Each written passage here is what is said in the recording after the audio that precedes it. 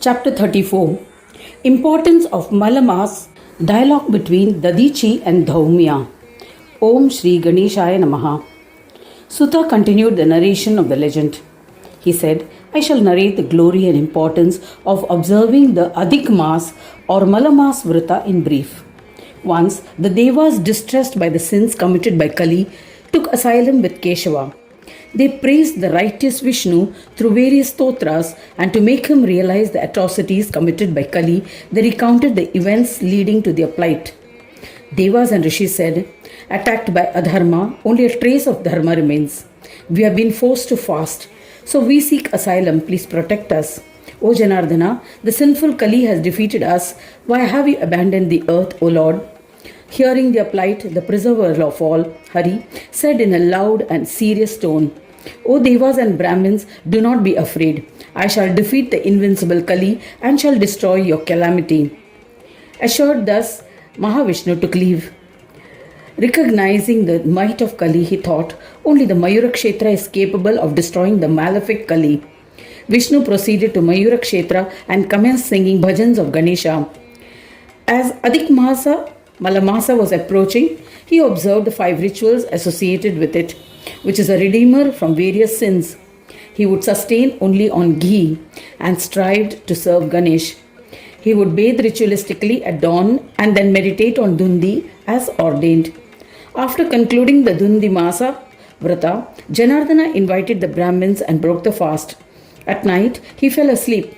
In his dream, Hari saw Dhumravarna, Gajanana Vignesha, riding on a horse, carrying swords in both hands. Shri Ganesha, the one who enhances happiness and protects his devotees, said to Mahavishnu in a loud resonating voice, O Vishnu, one observes the Malmas Vrat as it is a cleanser of all impurities. Due to your desire to be devoted to me, you have observed this Vrata devotedly. I am the deity of Malamasa.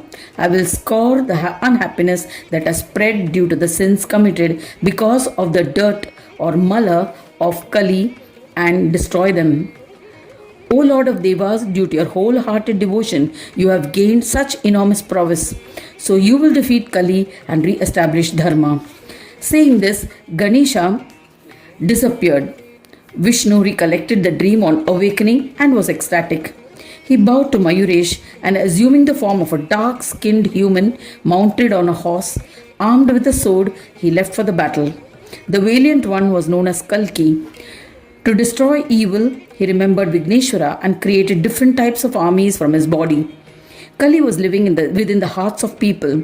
He tried to fight and defeat him, but was futile, and soon his powers were exhausted. Janardana then commanded the people to behave righteously and observe their dharma. He killed the wicked ones who did not obey his orders. He sent virtuous Brahmins and established settlements of devout persons. His endeavor was commended by Devas and Rishis.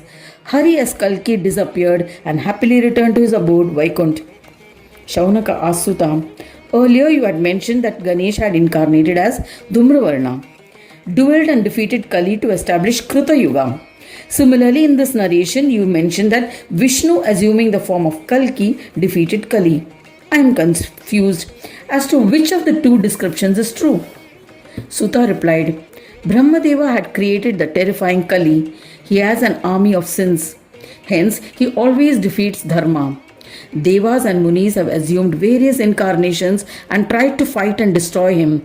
O Brahmin, however, they are unable to destroy him completely because he has been blessed with boons by Ganaraja. Kali gathers strength and his influence grows time and again. As the influence of Kali increases, girls in every household will be pregnant by the age of 10. The lifespan of men will be a maximum of 30 years. There will be mixture or confusion of castes through intermarriage amongst all people. Only a fourth part of the Dharma will remain. At that time, when Devas and Rishis pray to Lord Vishnu, he will assume the form of Kalki, destroying Kali and re-establish Dharma on earth. There will be a time when in every household, a girl 5 years old will be pregnant, and the lifespan of a humans will be reduced to only 16 years. In one of the earlier yuga of Kali, during a previous kalpa, he had gained such enormous prowess that Vishnu, Shiva and other devas were unable to defeat him. Dharma existed only in the lives of half of the world population. Mankind was greatly distressed and lamented. Humans sought refuge in Vigneshwara. Ganadhyaksha assumed the incarnation of Dhumravarna to conquer the invincible Kali. O Mahamuni, he re-established Dharma and the Krita Yuga. Recognizing the might and prowess of Kali, he incarnated. In this way, Janardana as Kalki defeated the evil Kali by observing the Malamas Mantvrita. O eminent Brahmin, listen to another legend about the glory of Malamasa Vrata. A lustrous Muni named Dhaumya observed Chandrayana Vrata. In order to attain yoga, he approached Dadichi, who was proficient in the knowledge of yoga. He bowed and waited humbly. Dadichi reverentially welcomed him. Dhaumya bowed to him, offered namaskar and asked Dadichi, the one respected by Munis and the most eminent amongst ascetics, O eminent Guru, humans have been told that the means to attain Swargaloka is by observing penance. However, to attain union with the Supreme Divine, no form of penance has been recommended. Therefore, O Yogiraj, please elucidate the yoga that bestows peace. I shall practice it and attain accomplishment. Pandits mention that one has merged into the divine Brahma is referred to as Brahmana. Hence, have mercy on me and make me a Brahmana. Hearing the pleas of Dhaumya, Dadichi was overjoyed and said eagerly, Vedas and Shastras describe various Brahmas. Among them, Ganesh Brahma is the most supreme Brahma as he bestows required capabilities on Brahmas and grants them divinity. It is because of him that the other Brahmas exist. In earlier times, I had a dispute with a king named Kshupa and would constantly worship Shiva as a Shaivite. I defeated Kshupa even though he was assisted by Vishnu. I practiced yoga as a Shaivite and became established in the happiness-bestowing Sahaja Brahma. But when I realized that even in that state there was an awareness of I-ness, I was weary. The awareness of self-dependence, Swadhinatva, or dependence on others, Paradhinatva, must disappear when one unites with Brahma. It is only then that Shanti can be attained. So I approached Lord Shankara. I bowed to him and extolled him with various stotras. Shambhu smiled at me and said, O Brahmin Dadichi, why have you come here? Happy on hearing the words of Shankara, I bowed to him once again and with hands joined in namaskar, I said to Vishweshwara, I pay my respects to Shankara who guides one on the path of happiness. You are the form of Neti, you are Sahaja Brahma. O Shiva, O Shankara, I bow to you. O Swami, while I was wandering unrecognized by anyone to attain Brahma, I was astonished when I saw the terrifying form of the Sahaja state. O Lord, is there self-dependence, Swadhinatva in Sahaja Brahma state? Through the practice of yoga, one is unable to attain anything beyond Swadhina Brahma. There is no state of self-dependence or dependence on others for Brahma. By the practice of yoga, the Sahaja Brahma becomes Swadhina Brahma. How can a yogi hold such a delusion? O Lord, I am a Shaivite. I consider you as a supreme Brahma. I surrender to you. Please elucidate the Shanti Yoga. Shiva said, O Brahmin, you have asked an excellent question. It will be beneficial to all.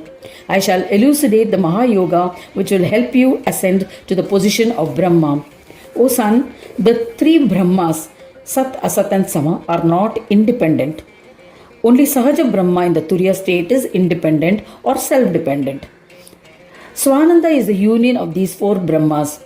He can be attained by yogis by the practice of Swasamvedya Yoga, the yoga of self-realization. When these five states are distinct and not connected to each other, then that state is called Ayoga. In that state, the world and the Brahmas are distinct. O eminent yogi, when one attains awareness of the Sanyoga and Ayoga forms, it means that Shanti Yoga has been achieved. Shanti is achieved when one forsakes the visible world whose creation is based on the fivefold tendencies of the Chitta. I am Ganesha. I am not distinct from Ganesha. When this realization occurs, then the illusion of duality of Sanyoga and Ayoga states will no longer exist. Buddhi is endowed with the fivefold tendencies of the Chitta, while Siddhi is illusory. If you will forsake them, you shall become Chintamani. Having imparted this knowledge, Shambhu initiated me into the Ekakshara Mahamantra of Ganesh. I was perplexed. So I asked him, O Lord, I am an ardent Shaivite, a devotee of you. O Shiva, why are you advising me to worship Ganesha? How can I sing bhajans of Ganesha? Shiva replied, understand that all collective entities are Ganas. Amongst all the Sahaja Brahmas, I am one of his Ganas. You must think of every Gana as the form of Ganesha. When you think in this manner, how will your devotion to me be betrayed? Having clarified thus, Shambhu concluded his explanations. All my doubts were eliminated. I bowed to Shambhu and proceeded to a forest to observe penance. As instructed by Shambhu, I practiced the highest form of yoga, and with his grace, I attained Yoga Shanti. Now I am always at peace, and as a devotee of Ganesha, sing bhajans of Gajanana and my Guru Shiva. I have narrated the legend about how one can attain the position of Brahma. You too must commence singing bhajans of Ganesha with devotion. Dadichi lovingly initiated Dhaumya to the Siddhi bestowing 16-syllabled mantra of Ganesha. A distinguished one and the one well versed in yoga, Dadichi once again enjoined him and immersed in bhajans of Ganesh. Thus ends the 34th chapter titled Dialogue between Dadichi and Dhaumya in the 8th Khanda of the Purana Upanishad, Srimad Mudgal Puran, describing the legends of Dhumravarna. Dedicated to Sri Gajanana. End of chapter 34.